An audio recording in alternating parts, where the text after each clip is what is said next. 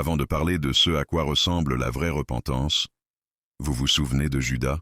Oui, l'homme qui a marché avec Jésus, mangé avec lui, vu les miracles, mais qui l'a quand même trahi pour 30 pièces d'argent. Après ce qu'il a fait, Judas s'est senti horriblement mal. La Bible dit qu'il a été rempli de remords. Il a même rendu l'argent en disant « J'ai péché en livrant le sang l'innocent ». Matthieu 27, 4. Mais voilà le problème. Au lieu de courir vers Jésus, il s'est éloigné de lui. Et dans sa honte et sa culpabilité, il s'est ôté la vie. Voyez-vous, Judas a ressenti de la culpabilité, mais il ne s'est pas repenti. Il a eu du regret, mais pas de changement de cœur. Il a confessé par douleur, pas par abandon. Et je pense que c'est là que beaucoup d'entre nous commencent, moi y compris. Je croyais que se repentir, c'était juste dire « pardon » à Dieu chaque fois que je péchais. Je péchais, je me sentais mal, je disais « Dieu, pardonne-moi ». Puis je recommençais. C'était devenu un cycle. Péché, culpabilité, excuse, et on recommence. Je pensais que c'était ça, la repentance, mais je me trompais. Avant d'aller plus loin, j'aimerais entendre votre témoignage. Avez-vous déjà confondu culpabilité et repentance comme moi?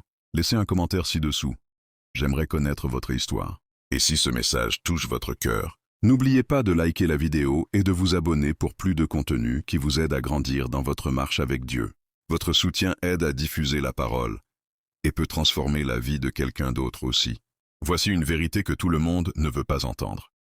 Être sauvé n'est pas une licence pour pécher. Ce n'est pas dire « Bon, Dieu me pardonnera de toute façon ».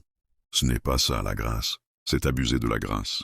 La vraie repentance va bien plus loin que la culpabilité. Ce n'est pas juste se sentir mal, c'est être transformé. Ce n'est pas juste une larme dans l'œil, c'est un tournant dans le cœur. Laissez-moi vous le dire autrement. La repentance n'est pas une humeur, c'est un mouvement. Ce n'est pas juste un moment d'émotion, c'est une décision de changer de direction. Comme quand vous roulez à contresens sur l'autoroute, vous ne vous contentez pas de vous sentir mal et de continuer. Vous vous arrêtez, vous faites demi-tour et vous reprenez le bon chemin. Voilà à quoi ressemble la repentance. Un tournant, un abandon, un éloignement de ce qui a cloué Jésus à la croix. Parce que quand vous réalisez combien votre péché lui a coûté, vous n'aurez plus envie d'y retourner. Dans Luc 5, 32, Jésus dit « Je ne suis pas venu appeler des justes, mais des pécheurs à la repentance. » Pas juste à la confession, à la repentance. Un vrai changement, de l'intérieur vers l'extérieur. Il fut un temps où je croyais me repentir, mais en réalité, j'essayais juste d'apaiser ma culpabilité. Je disais « Dieu, pardonne-moi ». Mais au fond de moi, je ne lâchais rien. Et tant que je tenais bon, je restais prisonnier, coincé dans un cycle de péché et de culpabilité. Mais Jésus n'est pas venu juste pour pardonner le péché. Il est venu pour nous en libérer.